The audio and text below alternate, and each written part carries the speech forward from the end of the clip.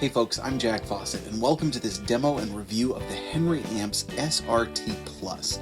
This is an amp that's inspired by a very rare British Invasion era amplifier, and it's a great little amp that has a tone that might surprise you, and it's different than what you might expect given the era that it's coming from.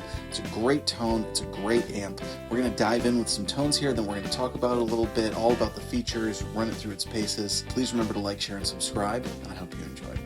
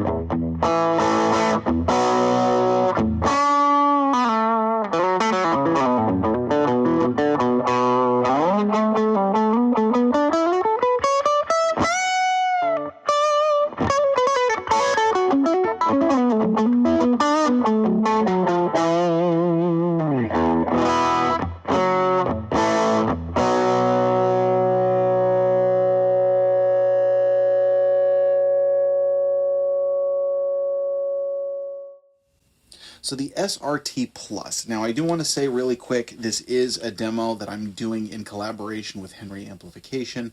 We're doing several demos together, so this will not the first one that you've seen probably, and this will not be the last one that you've seen. Now, this is a really cool amp. It's really unique, and it's based on a rare Vox amp. The thing that you should dispel, though, when you hear that is the Vox stereotype sound. Especially if you only know modern Voxes versus vintage Voxes, because modern Voxes, they're fine amps, they're solid amps, but they're a far cry from what the classic Vox sound is, particularly in responsiveness. A lot of the modern, if you get like a modern Vox AC30, it almost sounds like, someone were trying to describe what an AC30 would sound like, and the other person kind of got it, but not quite, and that's sort of the sound that you get.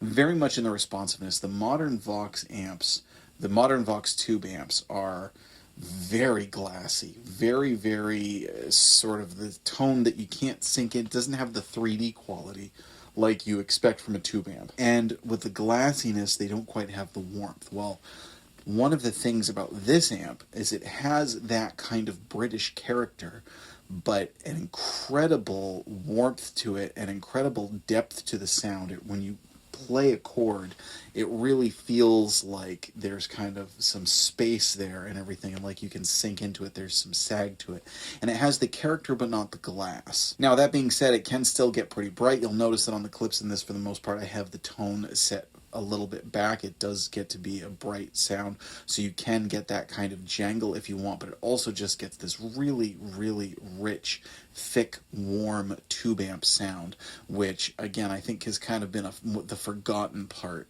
of what that classic British Invasion sound is.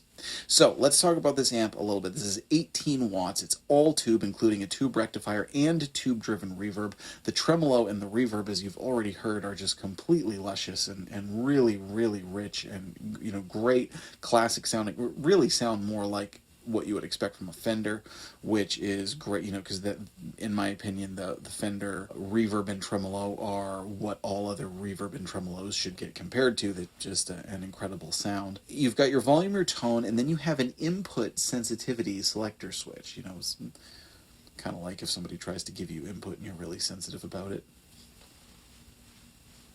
And that really helps dramatically sort of shape the tone of and the responsiveness, again, of what you're going for with it. Of course, also the volume can be pulled for a boost gain function. Now, on the back, you've got an ohm selector, you've got a speaker out, there's an optional foot switch, and with these controls, you've really got what you need. Now, this being a classic style amp, there's not a gain control. However, I will say that the tone really thickens up nicely at a pretty reasonable volume, and I was able to crank it without absolutely blasting the walls off, but it really sits in that nice range where you can actually crank it and get it to a point where it's getting some nice natural overdrive, not at crazy volumes, but it's also not so quiet that you wouldn't be able to gig with it. This is something I think you'd definitely be able to take to a gig. And you know, again, particularly if you're going to mic up, then you can take anything to a gig. But this had some oomph to it, and it has some nice cut to it if you want it. So this could absolutely be a great gigging amp, but it's also not so mind-numbingly loud. Getting that natural overdriven tone is very attainable, again, because it really starts to thicken up and get to the edge at a lower volume. It's just a very, very nice amp. Again, a rich kind of woody, dry, woody, clean tone, which I really like. And I was amazed how much the responsiveness changed between the three input sensitivity settings, which were original, clean, and low cut. And they give you a really wide range of tones there that you can get. Now, this has a warehouse guitar speaker, Blackhawk Alnico speaker, so that's going to be kind of classic to the British Invasion to have an Alnico speaker. Henry Amps does also offer the option of having two 10-inch speakers, so there's something else you can do there and to get, you know, if you prefer the two 10-inch sound versus the single 12-inch sound. Now, for the review, what I want to do, as you've already seen, is play it through several different guitars and, again, really put it through its paces. And I was surprised, pleasantly surprised at what it sounded like, really broken up. It has a lot of, between the input sensitivity, the volume just sweep in general, and then also having the pull boost function, there's actually a lot of different sort of ways you can get different drive characters out of this, from very, very bright and aggressive, almost Marshall sounding, even though it's an EL84 amp that sounds, you know, more Vox-like. It has that, just that thick, rich, British, upper mid-rangey kind of bite to it,